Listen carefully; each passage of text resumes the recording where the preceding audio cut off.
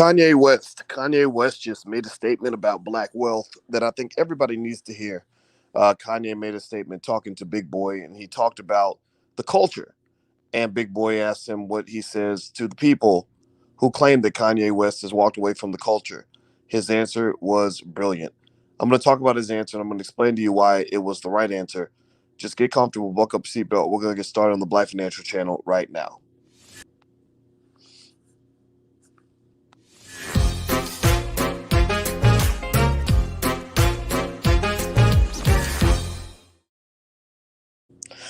Hey, what's going on, black people? My name is Dr. Boyce Watkins. Welcome to the Black Financial Channel. That's theblackfinancialchannel.com.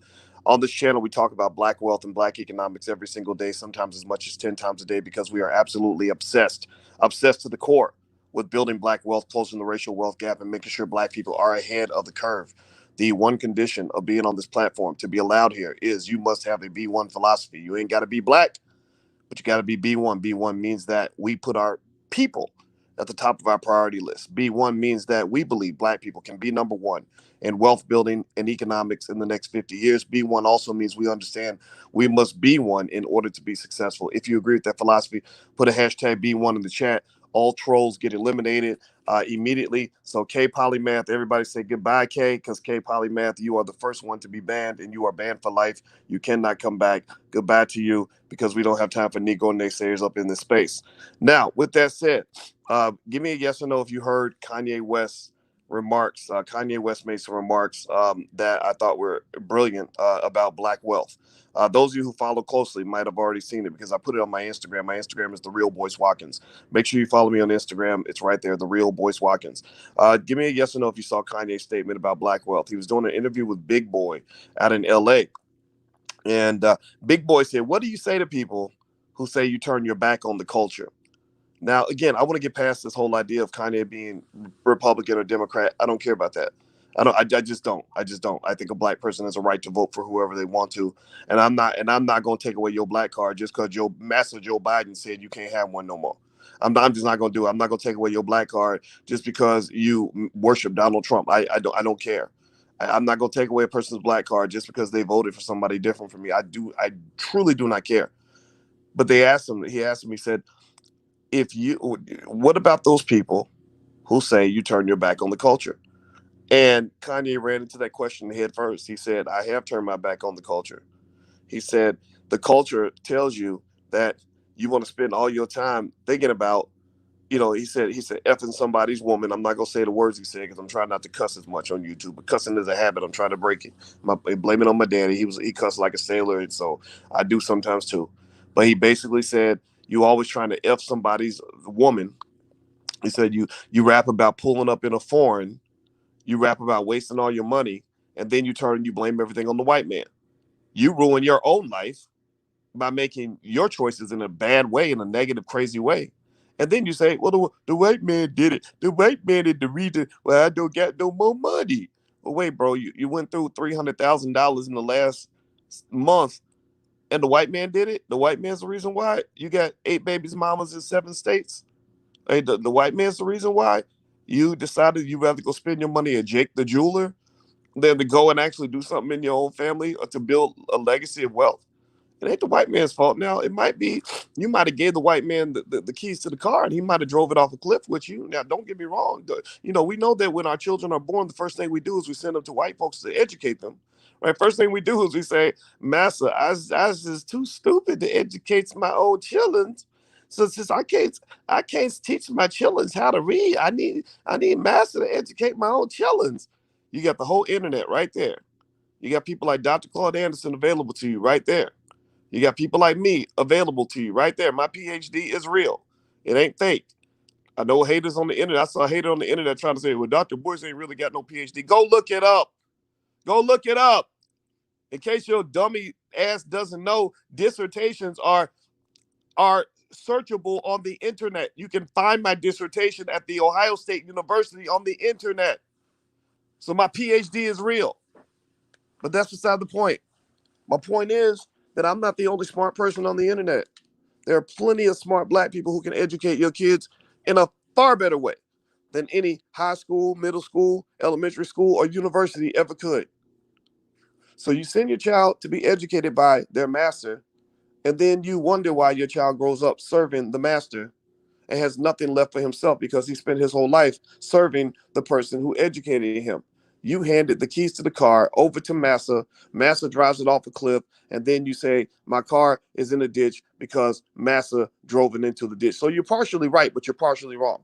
You're partially right because he did drive your car into a ditch. He did make you a white supremacist. He did teach you how to destroy yourself. He did teach you how to hold on to a victim mentality. He did teach you all the things that you have done in your life that have ruined your life. Absolutely, you're 100% correct on that. But you must ask your question at the end of the day. This is an important question. Who told you to give him the keys to the car in the first place? Who told you to give him power over your children's minds in the first place? Who told you to let him dictate the terms of your culture in the first place? Who told you to let him even control hip hop music? Do you think it's a coincidence that hip hop music went from positivity to negativity? Do you think it's a coincidence that we went from X Clan, Tribe Called Quest, KRS-One, Public Enemy to kill? Let's get high every day. Let's go blow all our money. Women ain't nothing. Women are garbage, like disrespecting our women to the point where we're not going to exist in the next generation because y'all have been taught to hate black women that much. Do you think that that's a coincidence? Do you think that that just sort of just happened because the culture just happened to go in that direction? Or do you think that Massa was driving the keys to the car? So to some extent, even those who disagree with what Kanye said, I'm gonna tell you, you're partially right. When you turn and you say, the white man did it, well, he probably kind of did. He probably kind of did. He probably did do it. I'm not going to go into victim blaming, but I am going to say that part of the reason that he did it is because you allowed him to do it. Because you too, in many cases, unfortunately, are a white supremacist. When you believe that they are better at educating your kids than you are, that makes you a white supremacist because you believe they are superior, they are supreme to you when it comes to handling their business and educating children. When you decide that it's better to go work for white folks than it is to go start a black-owned business, then you are a white supremacist. When you are the Negro in the family who applauds when little cousin Pookie gets a job, but you don't say nothing when he starts a company, well, you're kind of a white supremacist. Because that labeling and branding to say that I'm a Walmart employee or I'm a middle manager at Google means a whole lot more to you than to say that my cousin is a black business owner who is creating jobs in the black community. That's why you don't see a lot of our folks creating jobs in the black community, because everybody is trying so busy trying to get a job that ain't nobody sitting around creating jobs. So there are no jobs. So the only thing you can do is what Dr. Claude Anderson talks about in Powernomics, is that you must send your child across town to go beg his oppressor for an opportunity. That's the culture. That's the culture. So I put Kanye's video on my Instagram. My Instagram's The Real Boyce Watkins. If you want to hear it from his mouth, you should go hear it. I loved what he said. He said that, yes, I turned my back on the culture. I turned my back on the culture that's teaching you that you want to go out here and that you just all you thinking about is having sex with somebody's woman. All you thinking about is pulling up in a foreign. All you thinking about is going out and wasting your money when you could be buying land. He talked about buying land and ownership. Ladies, if you're looking for a man who's got a future, don't talk to him about his income. Talk to him about his assets. Talk to him about his wealth.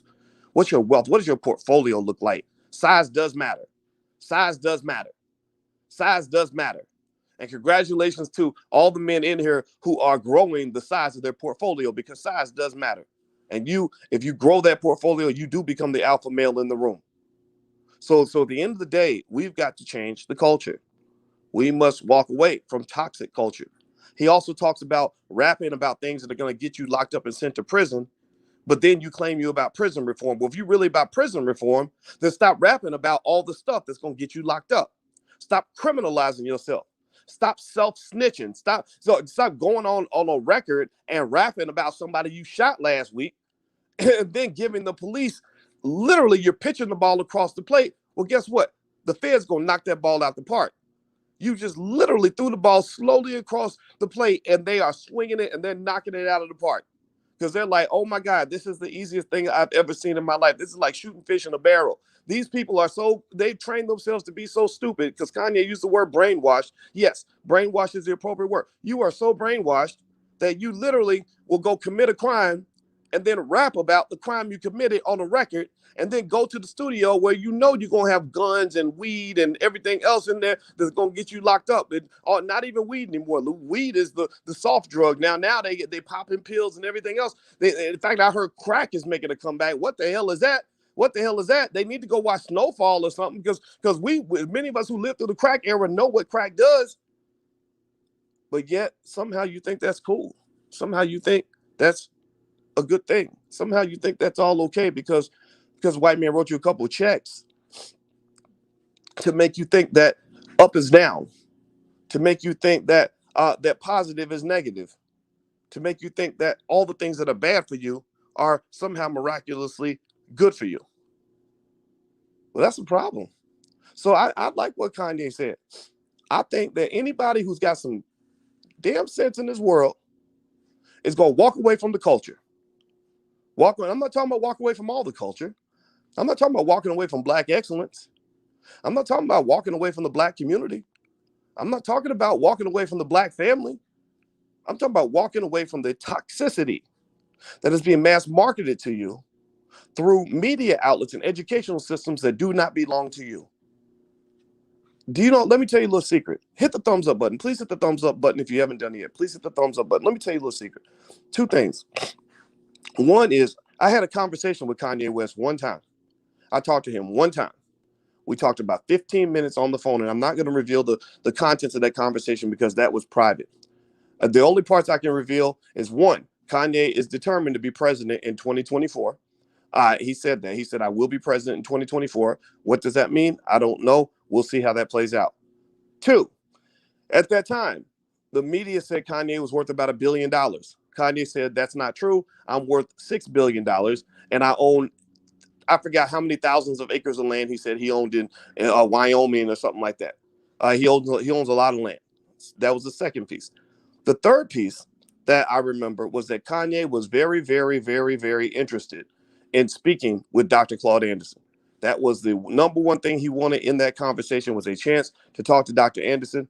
They talked, and the rest was history. And when I mentioned Dr. Anderson, I said, you know what? I said, the problem with Dr. Anderson right now, to me, in my view, is that a lot of celebrities shout out powernomics and talk about how much they like it in theory, but they don't practice powernomics in reality. They talk about how much they think that what he's doing is so cool. I said, but they don't write a damn check. They don't back him up. They don't support what he's doing. So two things happened. One, I asked Ice Cube. I said, Ice Cube, man, can you and I go in and buy some of these books from Dr. Anderson and give them away to the community? Because I'm tired of people saying they love powernomics, but they're not supporting the initiative. White people support institutions they believe in. They support their universities. They support their synagogues and churches. They support their think tanks. They support the institutions that they believe in. We have to understand that as an aspect of economic maturity. Economic maturity means that you don't go blow your money on nonsense and then claim that you want something better, because when you claim you want something better but you don't support it, then basically what you're saying is, I need massa to build me something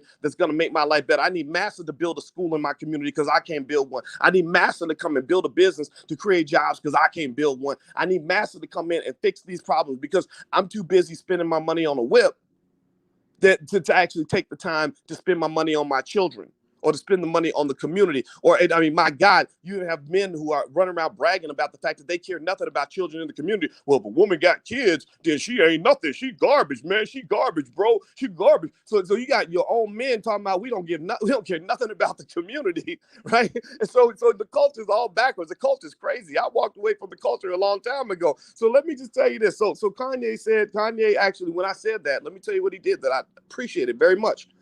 The minute I said that thing about Dr. Anderson, the minute I said, Dr. Anderson, I think that we should stop saying that we support him and show that we support him. Actions speak louder than words. You know what he did? Kanye said he got real silent.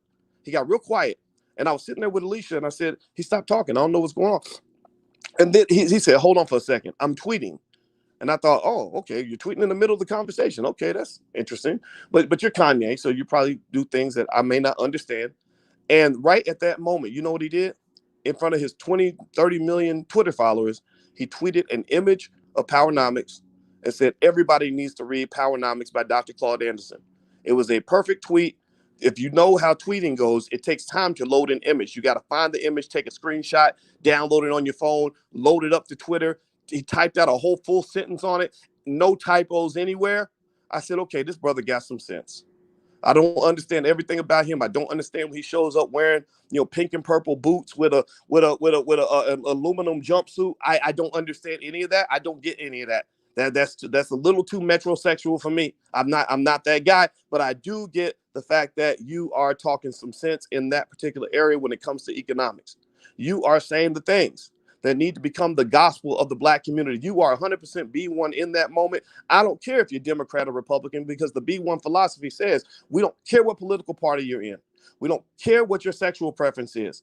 We don't care if you're a feminist or not, as long as you put the Black community first. After we solve those problems together, then you can go off and become whatever you want to be.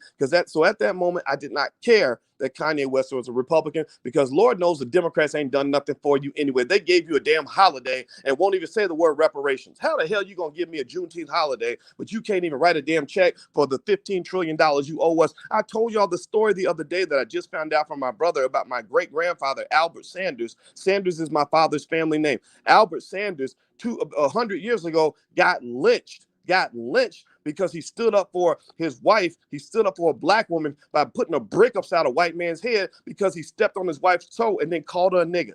So my great-grandfather, shout out to him, I shaded him. I'm representing him. I'm avenging his death 100 years later. My great-grandfather literally put a brick upside that dude's head because he disrespected a Black woman. Next thing you know, the white folks showed up at his house. They took him out. They hung him from a tree. He's dead now because of that. So my point is to say that when you're talking about Juneteenth and you're talking about Black history, show some damn respect and cut the damn check. If they don't cut the check, then that is disrespect. So cut the check and show respect. If you can't show respect and cut the check, then everything you've done means nothing to me. I don't need another holiday. Don't get me wrong. I'm happy if you got the day off from work. Good for you. Congratulations. That's a wonderful thing. But if you don't cut the check, then you have not shown respect. That is my position on the issue all the way to the end of time. Let me finish up with this Kanye thing. Kanye, when he says I walked away from the culture, I'm going to tell you another little secret about what Kanye said that really touched me, that I thought was amazing. Now, by the way, the video's on my Instagram. My Instagram's The Real Boyce Watkins. It's right here on the screen. So feel free to go there if you want to watch the video for yourself. I'd rather you hear from him than hear from me. I walked away from the culture, the toxic culture, a long time ago. I did. That's why I don't fit in. That's why I got so many. The only thing I know, white people hate me on the internet. I know that a lot of white people have hated me for 25 years since I started writing articles on behalf of the Black community 25 years ago. But the only people who hate me more than white people in many cases are Black people. The only people that give me more crap than white people are Black people. The biggest haters in my life are not the white folks, because they move past me. They know I'm not a mainstream guy. They know I'm not part of that get along gang that they talk about where you get on TV and you become a part of the corporate media. I'm not that guy. They know that. So they abandoned me. They walked away. I don't really care about that. But the only people that give me more nonsense than white people are ignorant Black people. I'm talking about people who are addicted to the culture. I'm talking about people who are addicted to the ignorance. I'm talking about people who don't like hearing a Black man say, stand up, Black man, stick your chin up, hold your chest out, love your woman, protect your woman, build your wealth, read a damn book, do something positive with your life. Stop sitting around and engaging in nonsense and then wonder why your life ain't moving forward. That is one of the reasons why I get so much hate. I know exactly where the hatred is coming from sometimes. So here's the deal. Here's a little secret. I'm going to tell you a little secret. This is why I never fit in. I never fit in because I never wanted to fit in. I grew up watching uncles drink themselves into an early grave. I said, I don't want to fit into that culture. So when you make fun of me for not drinking, well, you can kiss my whole entire Black ass off of that one, because I'm not going to be like them. I'm not trying to drink so much that my kids don't even like me, don't even trust me no more, because they don't see me as a sturdy man. They see me as a flimsy flip-flop of a man. I don't want to be that guy. I don't want to be the guy who's dying at the age of 45 from alcohol poisoning or bad kidneys and bad liver because I decide I want to fit in. I want to fit into the culture. Everybody else is drinking, so no, I'm not going to do that. I'm not picking up no bottle of nothing. I'm not going to get shot in the club or go to prison because I had to shoot somebody in the club because we all got drunk and the nigga stepped on my toe, so I had to pull out the strap. No, I didn't want to be that guy. I walked away from the culture in college. When I got to college, and all the black men that I wanted to hang out with didn't seem to think that studying was important. I said, wait a minute, man, you're in a world that's full of white supremacy and racism. The white man's trying to kill you at every available opportunity. He's trying to ruin you every chance he gets. He wants to control you like a slave. So your only way to get out of this is through education. So I'm in the library till 10 o'clock at night, 11 o'clock at night on a Saturday night. The other ones, well, why are you studying so much? We going to the step show. Yeah, whatever. Like literally, no disrespect. If you're Greek, I'm not disrespecting you, but I'm just telling you, it makes no sense for a black college student to spend more time preparing for the damn step show than you spend preparing for your math test. Who told you that that should be your culture? Who told you that? We know who told you that. The same people who want to see you a day late and a dollar short and 10 steps behind. And then you say, well, the reason we behind it because of the white man. No, part of the reason you behind, bro, is because you never wanted to pick up a damn book. I walked away from the culture when it came to the economics. I said, wait a minute. Our people will go rent an apartment, get a car note, and spend up all our money in the club. And then we can't, for whatever reason, can't process and figure out why you have no money. Well, the reason you have no money is because you gave all your money away. If 8 minus 8 is 0. Did anybody not tell you that? Did you not know that? The 8 minus, so if I get $8 and I spend $8, somebody tell me, get math geniuses in the room. If I get $8 and I spend $8, every time I get $8, I go to Popeye's Chicken or something, I spend the whole 8. How much money am I gonna have after I spend my $8? How much will I have? I can't remember. I can't remember what 8 minus 8 is. Oh, that's right. It's 0. That's right. It's 0. So if your money goes down to 0, but your money used to be positive and now it's 0 or it's negative, that usually means that you spent that money. Does that amuse you? Like, is that something that you don't understand? So what I'm saying to you is that when Kanye said, I turned my back on the culture, I said, man, that's probably the most brilliant thing that guy's ever said. We know sometimes Kanye can be crazier than a nutcracker. We know that. The man ain't normal. I'm sorry. If you think that everything Kanye says makes sense, that means you're probably crazy too. Because Kanye is a crazy dude, but maybe some of it's an act. Maybe he does it because he wants to be famous and he knows that eccentric people tend to become the most famous. I have no idea. We know Kanye can be a little bit weird. Let's just be honest. But in this particular area,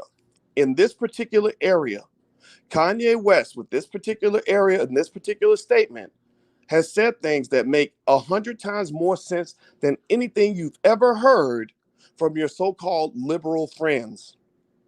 Anybody who tells you that the way to overcome white supremacy is to submit to a different form of white supremacy is a white supremacist who's pulling you down the road for the okie doke. You don't believe me? The data's all around you. Give me a yes or no. Since the 1968 Civil Rights Act, has black wealth gone up at all relative to white wealth? Has the wealth gap opened or closed? Has it closed or has it gotten bigger? Do we have more wealth as a result of these social policies? Well, the answer is no. The answer is no, because social policies are not wealth policies. They are social. So you've advanced quite a bit socially. Your social life has improved. You have a whole lot more white friends than you would have had in 1964. White people are happy to let you come and work for their businesses and give all your money to their universities and send your kids to their schools. So your social life has improved. But a social policy is not an economic policy. So part of the reason that the Civil Rights Act did not move you forward economically is because everything about their whole movement was social. It's like, oh, let's have a social gathering. Let's get together and form a bridge club. Let's all get together and march in the streets together, arm in arm, and say Black Lives Matter. But guess what? When you start getting to where you start trying to exert economic maturity, See, when you start getting to the point where you start talking about cutting the check, when you get to the point where you say, okay, I get that, thank you for being my friend, but I need you to talk about the money. Well, then suddenly all your little buddies go mum. All your so-called friends get real quiet. Suddenly they don't got nothing to say to you anymore because you're talking about the money. They're like, oh crap. That's when your 8-year-old child asks you a question that an adult would ask because they're a little bit advanced for their age. You're like, whoa, we can't get over on the same nonsense that we got over on before. So you got grown-ups in your community. You have economically mature people in your community. And I want you to pay attention to how they work overtime to avoid speaking to those people. I want you to notice how they work overtime to avoid hearing anything on reparations from one of the world's leading experts on reparations, Dr. Claude Anderson. I want you to pay attention to how much they go out of their way to not hear a person like me. I had to speak through intermediaries. I had to get on the phone with people and say, hey, when they ask you about this, oh, ask them about that. They're not prepared to answer that question, right? And then they would do that. Next thing you know, the politicians are going crazy. Like, wait a minute, oh, they're blowing the gas. Wait, you mean this black person's actually asking hard questions? They're actually asking about the money. Well, no, we'll give you the social stuff, but we're not going to give you the money. We'll give you a damn holiday, but we ain't going to cut no check because cutting a check is hard. That's grown folks stuff. They want you at the little children's table, and that's why so many of your grown-ass men act like little children. I kid you not. I saw a commercial with the Migos, that rap group out of Atlanta. I swear to God, they literally were grown men on big wheels. I said, why is a grown man? It was a Sprite commercial. They were on big wheels or tricycles or something. I said, why is a grown-ass man on a damn tricycle? Don't get me wrong. I know it's meant to be funny. It's meant to be cool and all that. But I said, why is a grown man on a tricycle and mumbling along, like showing that he's illiterate, ignorant as hell? They might be brilliant. They might be rocket scientists for all I know. But why is a grown man on a tricycle? How does what does that? What would make me want to get on a tricycle in front of my children on a commercial? I don't understand that. Well, it's because they like the idea of you being little children. You see, how do we look at how we deal with our children? We love our children. We love our children and our pets. Children and pets, we love them. But we know that our children and our pets are not the same as adults, right? So with the children, you want the children in the car, but you don't want the children driving the car. So they want black people on board with their policies, but they don't want black people shaping the policies, right? We want our children around here. We will feed them fairy tales and little white lies because as children, their little tiny brains are not ready for grown-up realities, right? So they'll give you little tiny lies, little white lies, little nonsense. They'll tell you, oh, Black Lives Matter. But when it comes to really setting the trajectory of this nation, like building rocket ships to Mars and deciding what the tax system is going to look like and how we're going to redistribute wealth on any level, they don't really consult you. They don't want to know what you think. They don't want to know. The only way that they want to know what you think is when what you think matches what they already think. So the only way you're going to let the child even touch the steering wheel is if they make sure that they ain't really touching the steering wheel. You put the baby on your lap and make him think that he's driving, right? But really you driving. Really you got your hand on the steering wheel at the bottom and the baby's on your lap. You got your hand on the bottom and you're really controlling the wheel, but the baby thinks he's controlling the steering wheel. So that's where you get these little babies from. In politics, you got a lot of little political babies who say, look, y'all, we driving, y'all. Well, they ain't driving nothing. they just taking pictures in the driving seat, pretending like they're driving the car, just like your 7-year-old child does. So if you want, so it's deep. It's deep. When you see hip hop artists who are 40 years old behaving like children, it goes back to what Malcolm used to say. Malcolm X used to say that America always wants to keep the black man as a child. America does not want the black man to think like a man, because thinking like a man means taking responsibility for your family and protecting the black woman. Thinking like a man means empire building and truly becoming a king. They don't want you to be the king. They want you to be the clown.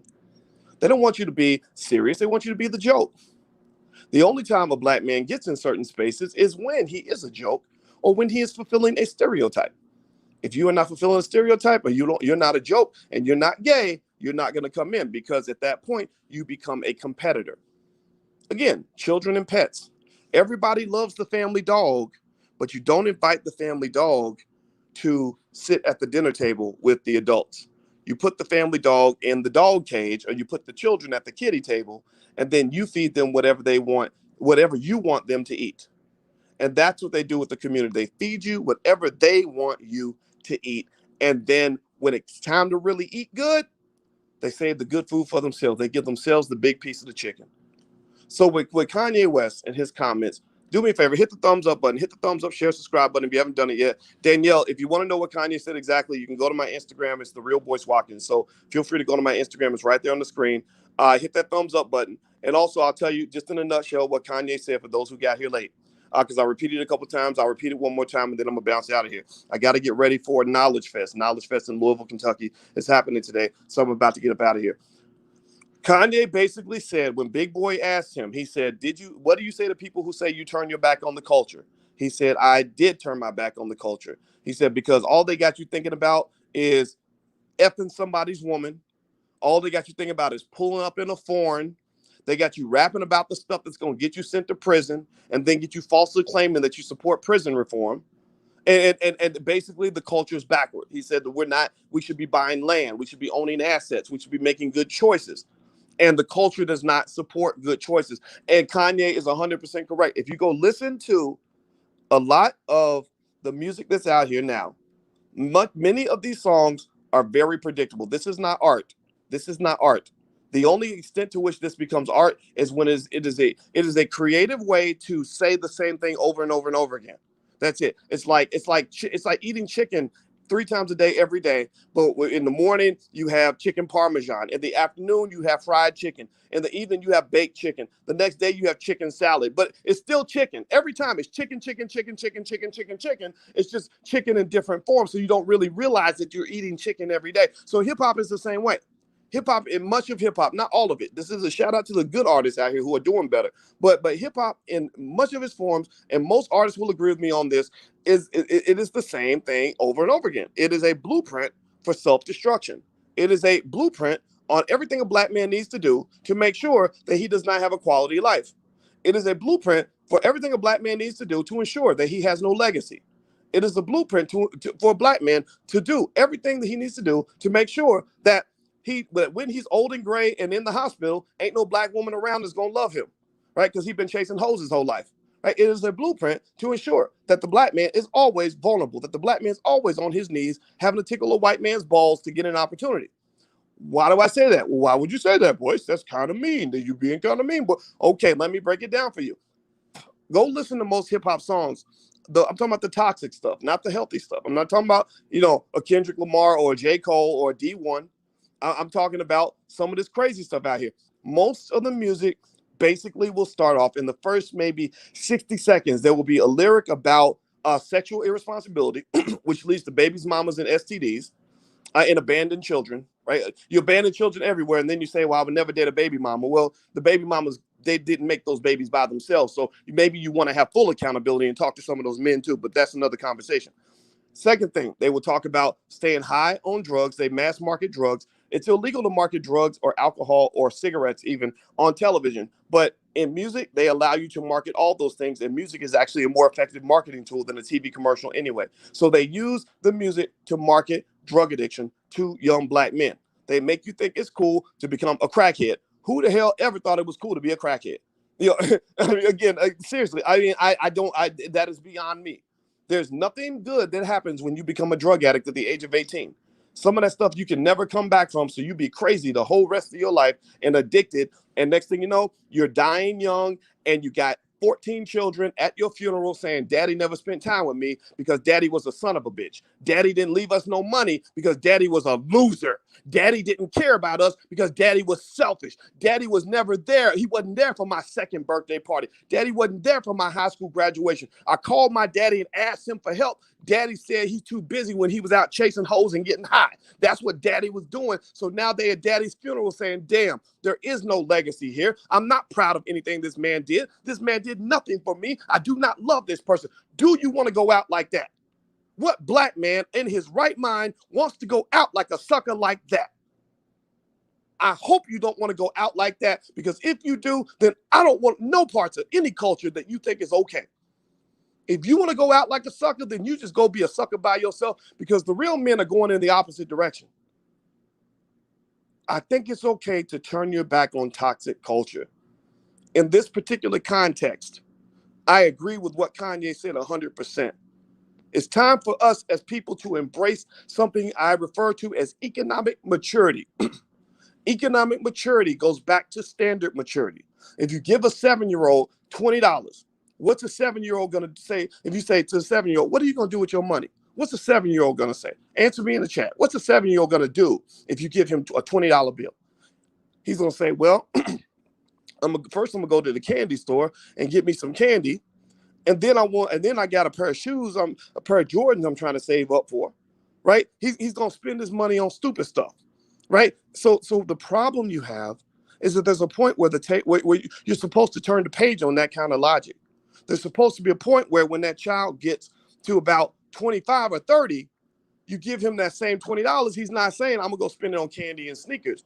But that doesn't happen for some of our men. Some of our people, we will still answer that same question like a 12-year-old. Well, you got your taxes back. What you gonna do with your money? Oh, shoot, I'm about to go get me a whip. And I'm about to go and go to the club, man. I was making it rain up in the club. I'm about to go. So now instead of baby candy, you're going for the grown-up candy, which comes with a big booty and a smile, right? But still, it's still candy. Candy's candy, right? Then I'm gonna go get me some Molly's, and we gonna get lit today, man. We're gonna get lit, right? Like seriously, like that economic maturity is supposed to kick in where you say, no. I'm supposed to take this money and go ahead and invest it. I got to do something for my kids. I got to make sure my family's good. I got to make sure that I own something, right? Like that's where you're supposed to be, right? Like just kids aren't going to do that. Like if you give money to a child, he's not going to say, well, I'm going to pay the mortgage and then I'm going to go out and buy me and look at some property I want to get. Kids don't do that, right? Kids don't do that. They talk about the candy and wasting the money on the nonsense, right? Well, how come we got a lot of 35-year-old men and women, mostly men? I'm not gonna lie. The brothers, we got to do better because we're influenced by the rappers who will literally answer that question like a child. Bro, you're not a child. You're a man. You're not supposed to be flimsy. You're supposed to be sturdy. People are supposed to be able to depend on you. You're supposed to be the rock. You're supposed to be the enforcer in the community, the protector, the guide, the lead. Like she looks at you and she's like, me and the kids are looking up to you. We need you to guide us, lead us, protect us, provide. And some of the men can't do it. They never learn how to do it. And the people that they're looking to for influence are telling them all kinds of stupid stuff. How can you ever learn how to be a man if you listen to a son of a bitch like Future, the rapper Future? I'm not dissing, I'm not going to get into that too much, but I'm just seriously, we talk about the culture. I want you to go and one day and take the time to read the lyrics of his songs. Like, listen, like read the lyrics. Like, don't just listen to the beat. I know the beat's good and they got you marching to genocide to a beat and you think that because it's got a good beat, it's good. That's like somebody who says, I'll eat battery acid as long as you put some hot sauce in it, right? Or I'll eat poison as long as you put some good spice and seasoning in it and it tastes good. I'll eat the poison, right? So, but I want you to read the lyrics and I want you to look at what the man represents. He doesn't represent anything that resembles any sort of family because he got baby's mama splattered all over the country. I think he almost stabbed, but not stabbed. Sorry, I think he threatened to kill or beat up his baby's mama in front of his child. I don't see him representing any form of significant financial stability or financial maturity. I don't see him representing anything related to intellect. He invented mumble rap. He's the first guy who said, why actually use the brain power to write a lyric when you could just mumble on the track? Tony Montana, Tony Montana, Tony Montana. I'm going to repeat the words Tony Montana over and over and over again. And maybe to some extent, you're catering to an entire generation of people who never were properly educated in the first place. Again, that does go back to the white man because there is a reason why they always put those black boys in special education. Because Lord help them if black men ever realize how intelligent we can be. Lord help them if black men start choosing intelligence the way we choose basketball, football, and rapping. Lord help them if the black men start reading as many books as we spend listening to hip hop albums. Because if that day happens, then they are done. They are done. So yes, the goal is to ensure that at an early age, that black boy never ever realizes what his potential is. When I was a kid, they tried to put me in special education, and God damn it, I'm a genius. I'm not bragging, but y'all know I'm not a stupid person. So they tried to tell me and my mama that I should be in special education. And thank God I had a mother who said, if you put my child in that class, I'm going to have your job, bitch. My mama said, if you do that to my baby, you can try it if you want to, But you won't have a job because I'm gonna be so far up in your ass. You're gonna think that I'm your kidneys and your colon at the same damn time. You're gonna think I grew in your ass because I'm gonna be all up in it. Don't you dare you better not put my baby in that class because I know what's gonna happen to him if you do. And I had a father who was a real man. He was a stepdaddy, so I guess he must have been simping. Well, you know what? This simp will put a bullet in your head if you fuck with his family. Go call him a simp to his face and see how quick you end up running. So that family structure is what protected me from the fact that they identified my genius at an early age. They also identified my radical nature at an early age, and I'm sure that they were very interested in finding ways to suppress that, whether that meant special classes or drugs. You get the kids on the drugs early, then they become controlled. They learn how to behave. They become quiet in class. And next thing you know, the kid's 25 years old and he can't spell his last name anymore because you've had him on dope since he was about 5. But you disguise that as a helpful government program that's helping these poor Black people who are just too stupid to learn. Right? That's what they're doing to you, in case you want to know. In case you're curious, that's what they're doing to you. They're doping you up no different from the way the music is doping you up. They want you a day late and a dollar short. They don't want your men showing up as kings. They want your men showing up as clowns. They don't want grown-ass Black men. They want little boys. So to that extent, my point is, and I got to go. I got to get ready for Knowledge Fest. Ben X is going to be there and a lot of other great brothers. Red Pill, Blue Pill. I look forward to seeing them all. But the point of the matter is that at the end of the day, I turn my back on all toxic culture. I curse it to the damn root. You come at me with that negativity or that niggerosity, that player haterology, that chaos, I will pour holy water on you like you are a manifestation of the devil because I know exactly where you come from. I know exactly how you were built, and you ain't gonna conquer me. So shout out to Kanye West for what he said. If you want to see the video for yourself, it's on my Instagram. My Instagram's The Real Boyce Watkins. Feel free to follow me on Instagram if you haven't done it yet. I'm out of here, guys. Please hit the thumbs up button, share, subscribe on your way out. I will check in a little bit later. And God bless you. And hopefully some of you will be at Knowledge Fest today in Louisville, and I'll give you a hug in person. Talk to you soon. Love you.